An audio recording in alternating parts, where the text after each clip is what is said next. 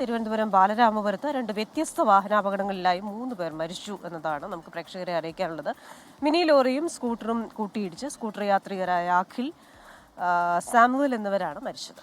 അപകടത്തിൽപ്പെട്ടവരെ ആശുപത്രിയിൽ എത്തിച്ച് തിരികെ പോകുമ്പോഴാണ് ബൈക്ക് യാത്രികനായ മനോജ് മറ്റൊരു അപകടത്തിൽ മരിച്ചത്. അത് വലിയ വിഷമമുണ്ടാക്കുന്ന മറ്റൊരു വാർത്ത കൂടിയായി മാറും. മേഘന മുരളി വിശദാംശങ്ങളുമായി ചേരുന്നു. മേഘന, തലസ്ഥാനത്ത് 3 മരണമാണ് വ്യത്യസ്ത ഇടങ്ങളിലായി വ്യത്യസ്ത അപകടങ്ങളിലായി ഉണ്ടായിരിക്കുന്നത്. അതിൽ തന്നെ രണ്ടാമത്തെ മരണം സംഭവിച്ചത് ആദ്യത്തെ അപകടത്തിൽ ആൾക്കാരെ ആശുപത്രിയിലേക്ക് കൊണ്ടുപോയി മടങ്ങുന്നതിനിടെയാണ് മറ്റൊരു അപകടം ഉണ്ടാകുന്നത്. വിവരങ്ങൾ പറയൂ.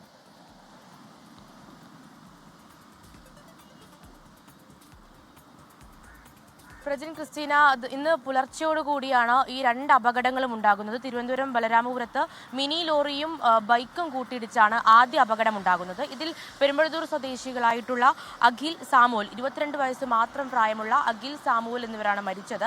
അവരിൽ ഒരാൾ ഗുരുതര പരിക്കുകളോടെ ഇപ്പോൾ നെയ്യാറ്റിൻകര സ്വകാര്യ ആശുപത്രിയിൽ ചികിത്സയിൽ തുടരുകയാണ്. 3 ബൈക്ക് യാത്രികരായിരുന്നു എന്നുള്ളതാണ് നമുക്ക് മനസ്സിലാക്കാൻ സാധിക്കുന്നത്. അതിനുശേഷം ഈ ബലരാമപുരത്ത് അപകടം സംഭവിക്കുകയും ഈ അപകടം പറ്റിയവരെ ഈ നെയ്യാറ്റിൻകര സ്വകാര്യ ആശുപത്രിയിൽ എത്തിച്ചതിന് ശേഷം തിരികെ മടങ്ങുന്നതിനിടയിലാണ് വീണ്ടും ഒരു ബൈക്ക് അപകടം ഉണ്ടാകുന്നത്. ഈ ബൈക്ക് അപകടത്തിലാണ് 26 വയസ്സ് പ്രായമുള്ള മനോജും മരിക്കുന്നത്. ഈ ബൈക്ക് നിയന്ത്രണം വിട്ട് മതിലിടിക്കുകയായിരുന്നു. അങ്ങനെയാണ് രണ്ടാമത്തെ അപകടം ഉണ്ടാകുന്നത്. ഈ 3 പേർക്കും സംഭവിച്ചിരിക്കുന്നത് ദാരുണാന്ത്യം തന്നെയാണ്. കാരണം ആദ്യം ഈ 2 പേരെയും ഈ മിനി ലോറി ഇടിച്ച് ബൈക്കും കൂട്ടിയിടിച്ച് ഗുരുതരമായി പരിക്കേറ്റ് ആശുപത്രിയിൽ എത്തിക്കുന്നതിനിടയിലാണ് മരണം സംഭവിക്കുന്നത്.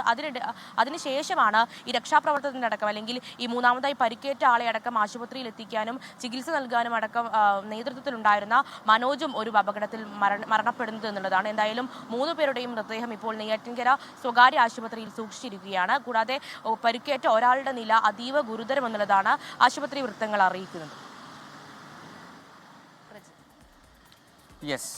വിവരങ്ങൾ നൽകിയത് മേഘന മുരളിയാണ് തിരുവനന്തപുരത്ത് നിന്ന്.